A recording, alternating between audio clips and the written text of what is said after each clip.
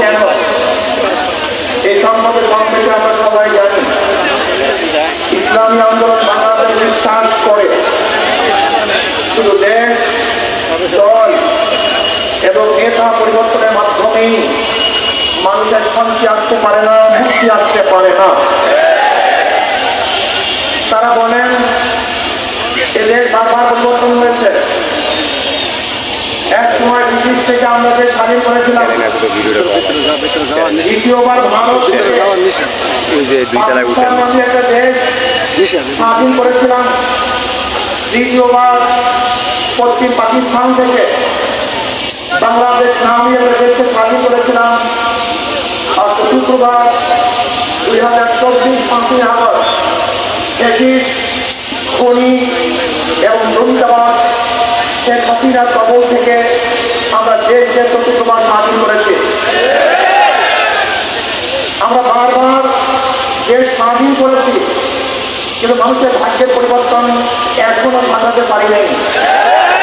আমরা এদেশে আইয়ুব খানের শাসন দেখেছি, আমরা দেখেছি শেখ সাহেবের শাসন, আমরা দেখেছি জিয়াউর রহমান সাহেবের শাসন, আমরা দেখেছি সত্তার সাহেবের শাসন, আমরা দেখেছি এরশাদ সাহেবের শাসন, আমরা দেখেছি খালেদা জিয়ার শাসন, আর শেখ হাসিনার শাসন তো আমরা দেখছি, উৎখাত করেছি, বারবার নেতা পরিবর্তন করেছি, কিন্তু জনগণের এখনো ভাগ্যের পরিবর্তন হয় নাই। বহু দলের শাসন আমরা দেখেছি, দেখেছি আমরা মুসলিম লীগের শাসন, দেখেছি আমরা আওয়ামী লীগের শাসন, দেখেছি আমরা বিএনপির শাসন, দেখেছি আমরা জাতীয়বাদের শাসন, দেখেছি আমরা জোট সরকারের শাসন, বহু দলের শাসন দেখেছি, কিন্তু মানুষের ভাগ্যের পরিবর্তন এখন আমরা দেখি নাই।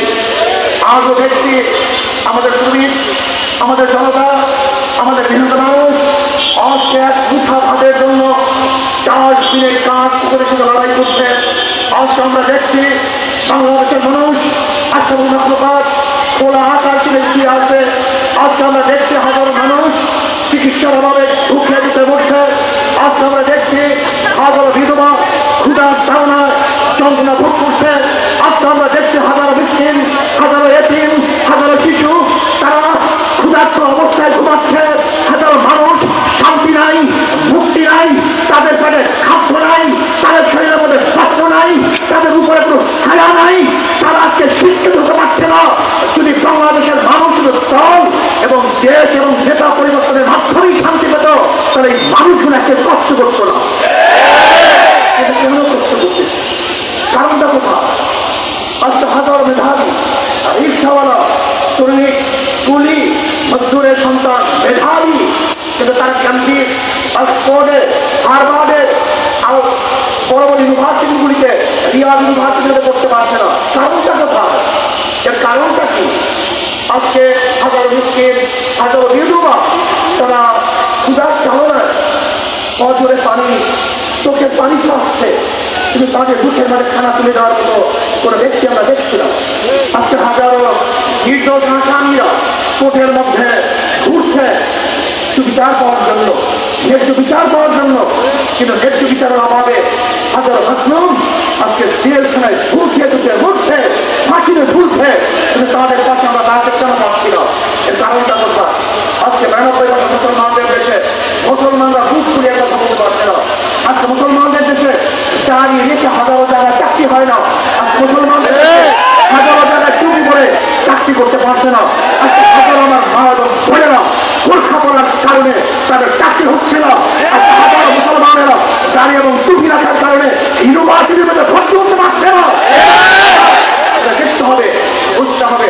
আজকে আমরা ইসলামী গুরুবিয়ার নামে ইসলামকে ধ্বংস করার চক্রান্ত করতেছে। এইটা আমরা বাংলাদেশে মানতে পারি না।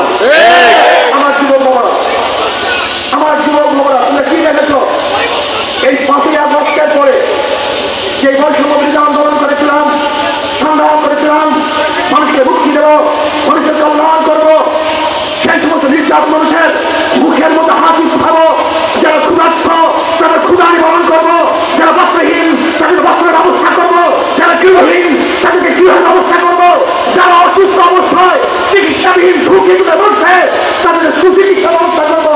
কিন্তু আমরা কি দেখলাম? আবারও গুন্ডামি, আবার বদমাশি। এর জন্য ছাত্র জনতা জীবন দেয় নাই, এর জন্য ছাত্র জনতা রক্ত দেয় নাই, এর জন্য আমার ভাইয়েরা পঙ্গু হয় নাই। আমরা চাই না দেশে সন্ত্রাস থাকুক, আমরা চাই না দখলদারি থাকুক। আমি সবাইকে বলবো, যেখানে যেই গুন্ডা, যেখানে যে চালাবাজ গুন্ডামি করার জন্য চাঁদা নেওয়ার জন্য যাবে, ওকে খাম্বায় বেঁধে রাখবেন, সবাই খাম্বায় বেঁধে রাখবেন, আমাদেরকে খবর দিবেন। আশেপাশে মাদ্রাসা থাকলে মাদ্রাসার ছাত্রকে বলবেন, যেখানে চাঁদাবাজ চলে আসছে, আমি মাদ্রাসার ছাত্রকে বলবো পাশের লাঠি দিয়ে ওদের খাইয়ে ঘুরানো। বাংলাদেশে কোনো চাঁদাবাজ দেখতে চাই না, কোনো চাঁদাবাজ বাংলাদেশে থাকবে না। আজকে মাদ্রাসার ছেলেরা তোমরা মুজাহিদ, তোমরা সাহসী, তোমাদের বুকের মধ্যে পরিবার মধ্যে ঈমান লালন করো, তোমরা নির্ভীক, তোমরা কাকে ভয় করবা? মুসলমান মুমিন একমাত্র আল্লাহ, কাউকে ভয় করে না। একমাত্র মুমিন ভয় করে কাকে? আমরা কাউকে ভয় করি না, একমাত্র ভয় করি কাকে? ইসলাম যদি ক্ষমতার জন্য আসে কি হবে? সবাই তাদের স্বার্থটা সৃষ্টি হয়ে যাবে, সবাই অধিকার ফিরে পাবে। মুসলমান, হিন্দু, বৌদ্ধ, খ্রিস্টান, বাংলাদেশের কুড়ি তাঁতি মতো কেলে এত কৃষি কামা শ্রমিক শত্রু প্রত্যেকটা মানুষ পুরুষ সভ্যতা হোক, তাদের অধিকারকে ফিরিয়ে দেবো এবং দেওয়ার মতো একমাত্র নীতি আদর্শ হল ইসলাম। ইসলামের বাহিরে তৃতীয় কোনো নীতি আদর্শ মানুষের কল্যাণ করতে পারে না। আমি আমার জ্ঞানী ভাইকে বলবো, তবে ইসলামকে বাদ দিয়ে এই 53 বছর পর্যন্ত গণতন্ত্রবাদ, সমাজতন্ত্রবাদ, গণতন্ত্রবাদ, জাতীয়তাবাদ আর ধর্মনিরপেক্ষতাবাদের মাধ্যমে মানুষকে বারবার মিথ্যা শ্বাস দিয়েছ, মানুষকে বারবার মিথ্যা প্রমাণ করেছ যে এই নীতি আদর্শের মধ্যে মানুষের শান্তি। কিন্তু আমরা কি দেখলাম? এই 53 বছরের মধ্যে গণতন্ত্রবাদ, সমাজতন্ত্রবাদ, জাতীয়তাবাদ আর ধর্মনিরপেক্ষতাবাদ মানুষের শান্তি দিতে পারে নাই।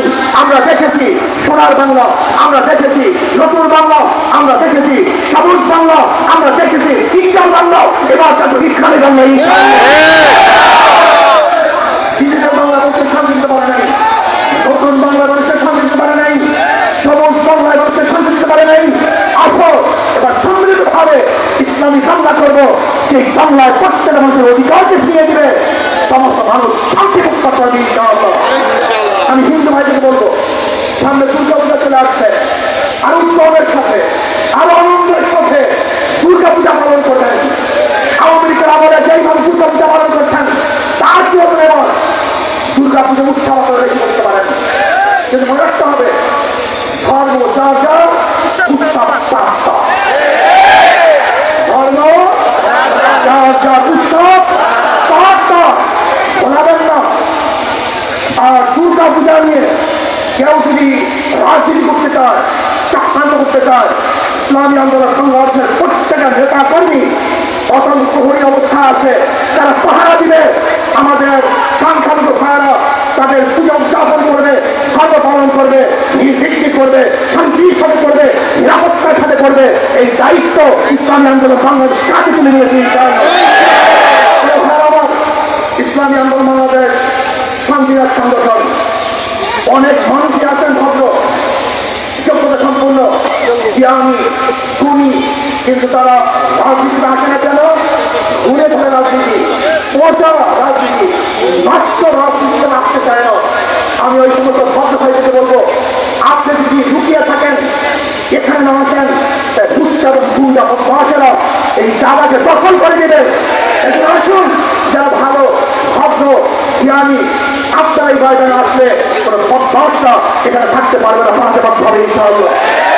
এই যে সবাই অনুরোধ করবো, আসুন ভদ্র মানুষ করি, যারা হিরুক তুল্য, মালিক তুল্য, ভুক্তা তুল্য, আর নাস মাহাবিদু কামাবিদু সাহাবিয়া ফুটবা খেয়ালুদ্দিন জাহিরাকে খেয়ালুদ্দিন ইসলামীরা হাজির হোক, যারা বিশাল বিশাল জ্ঞানের ভান্ডার নিয়ে বসে আছেন, আপোষ নিয়ে বসে আছেন। আমরা চাই ইসলামী আন্দোলনের পতাকা ঐক্যবদ্ধ হয়ে একসাথে এই ইসলামী করবো, জাতিকে করবো, ইসলাম দেশ এবং মানবতার জন্যই ইসলামী আন্দোলন বাংলাদেশ রাজনীতি করে এই ছায়া করে সবাই ঐক্যবদ্ধভাবে আসার অনুরোধ রেখে তাহলে মুক্ত এক দেশ করার জন্য যেখানে থাকবে না কোনো বৈষম্য, সেই বৈষম্যহীন এক দেশ করার জন্য আপনাদের সবাইকে দাওয়াত